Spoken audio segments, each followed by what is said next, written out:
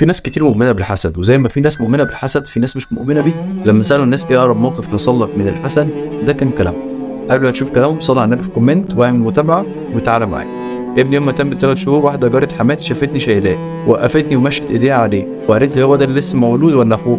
روحت من عند حماتي نمت صحيت لقيته ميت في حضني.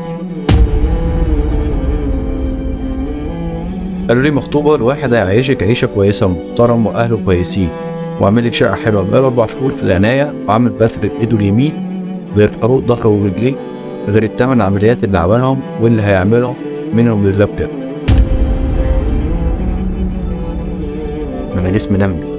واحدة قالت لي بالحرف كده يا بختك حملتي على طول بعد فرح، ومن وقتها وأنا أجهضت وعملت عملية ونزفت كتير قوي، ومن وقتها مش عارف أحمل. حسبي الله ونعم الوكيل، بجد الناس مخيفة قوي.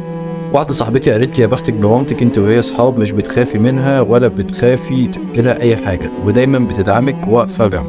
بعدها باسبوع موتت توفت. مش عارف الناس اللي ما بتؤمنش بالحسد دي عايشة وسطنا ازاي. يوم قراية فتحتي العين جت في امي، كانوا بيستكتروا علينا كل حاجة. بعدها ب3 شهور جالها كانسر في المحار الأول وماتت قبل فرحي ب2 شهرين. استكتروا عليا بنتي لحد ما راحت مني، بس انا شايف صورة بنت اهي.